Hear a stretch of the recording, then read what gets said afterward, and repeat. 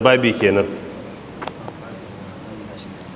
Na'am, babi na 25. Na'am, za mu tashi da ikon Allah a babi na 25 shine al-azkar ba'da salam min as-salah.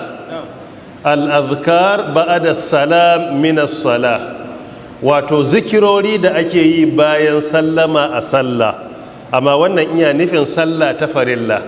Ai al-azkar ba'da salam min as-salat al-mafruḍa, wato addu'o'i da ake yin bayan sallah ta farilla.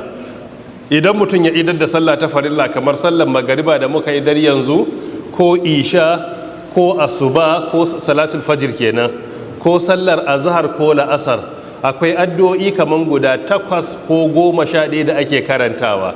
In ka dauke su guda 8 shine ka dauke al-mu'awwidhat a matsayin addu'a daya.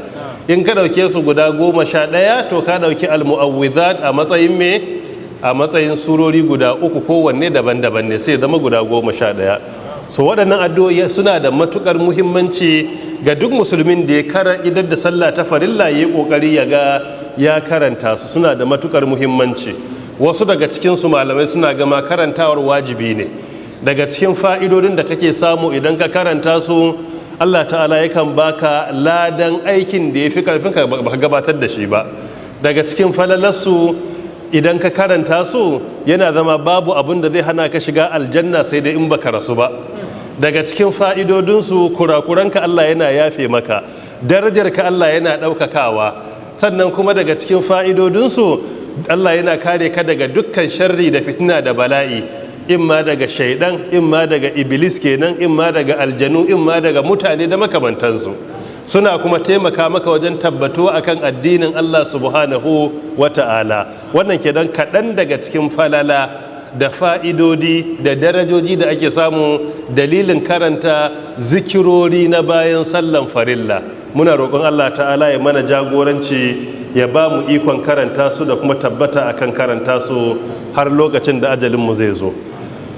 Don haka sai mu tashi kan addu'a ta farko a babin, kuma addu'a ta 66 a littafin.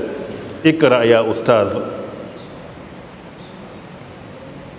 Astaghfirullah, astaghfirullah, astaghfirullah. Allahumma antas salam wa minkas salam. تباركت يا ذا الجلال والإكرام. أستغفر الله، أستغفر الله، أستغفر الله، أستغفر الله، أستغفر الله، أستغفر الله. اللهم أنت السلام، اللهم أنت السلام ومنك السلام، ومنك السلام. تباركت يا ذا الجلال والإكرام. تباركت يا ذا الجلال والإكرام.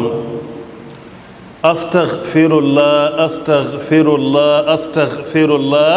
اللهم أنت السلام ومنك السلام. تباركت يا ذا الجلال والإكرام. wannan hadisi idan muka duba asalinsa hadisi ne da sahabi Thauban radiyallahu anhu ya ruwaito, iya kuma cikin sahihu Muslim hadisi na 591. Idan fiyayyen halitta ya idar da sallah, bayan yayi fita a sallah, yayi sallama assalamu alaikum wa rahmatullah, assalamu alaikum wa rahmatullah, ko kuma wata sallama daga cikin sallama da yake fita a sallah wanda ta inganta, saboda fuskokin fita a sallah waɗanda suka inganta ba za su gaza kaman guda 4 ba ko sama da haka. Mafhum? Tayyib. So yana yin sallama, abin da ke fara fita a bakinsa shine astaghfirullah, astaghfirullah, astaghfirullah. Ina neman gafara Allah, ina neman gafara Allah, ina neman gafara Allah. Menene alakan fita a sallah